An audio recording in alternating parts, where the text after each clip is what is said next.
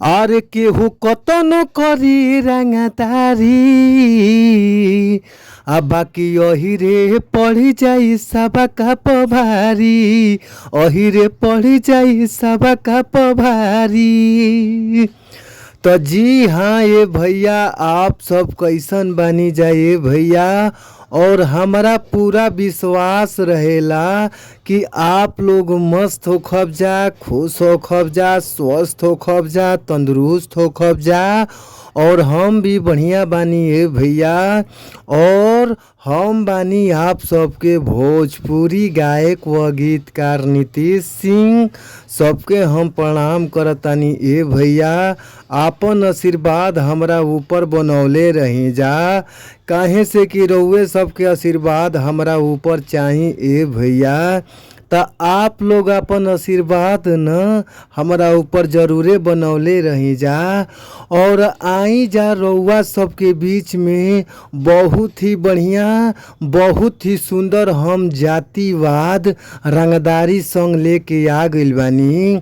जे कि कोनो भी आप जात बानी, अपन जात बिरादर के लगा के ई गाना गा सकतानी जाए भैया।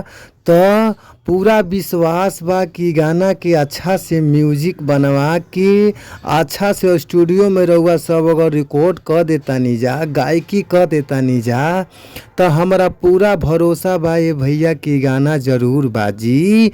आ जी भैया, रउआ सब अच्छा गावतानी जा, अच्छा बजावतानी जा, फिर भी रउआ सबके अच्छा मैटर नइखे मिल पावत। तो रउआ सबके घबराए के ज़रूरत नइखे ए भैया। अच्छा मैटर पावे खातिर न हमारी यूट्यूब चैनल के सब्सक्राइब कर लीजा। जब ना यूट्यूब चैनल के नाम बाटे भोजपुरी संगीत लिरिक्स।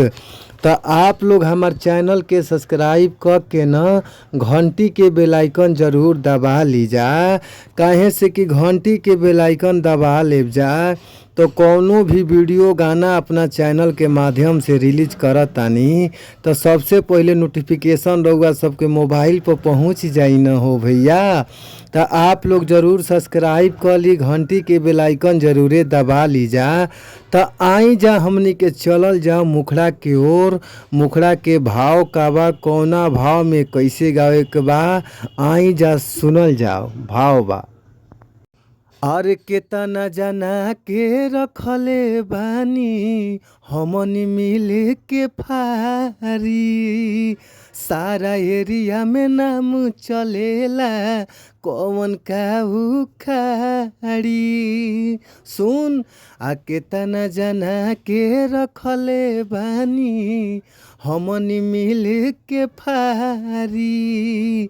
सारा एरिया में नाम चलेला कौन काहू खाड़ी। आ केहू कतनो करी रंगदारी। तो सुन, आ बाकी अही रे पड़ जाई सबका पभारी। अही रे पड़ जाई सबका पभारी। तो भैया अगर ये मैटर अच्छा लागता, मस्त लागता, तो फुल सॉन्ग लेवे खातिर स्क्रीन पर नंबर बा, नंबर नोट कर लीजा। 98 350 77 203। एक बार और नंबरवा नोट कर लीजा ये भैया। 98 350 77 203। आप लोग कॉल करी जा। कॉल कैला पर बहुत ही कम से कम चार्ज में रहुआ सबके गाना मिल जाई। तो आप लोग ज़रूर कॉल करी। तब तक खातिर फिर मिलल जाई नेक्स्ट वीडियो में, यानी अगला वीडियो में। तब तक खातिर भैया हम विदा लेतानी। Thank you so much. आप सभी लोग के धन्यवाद। Bye by.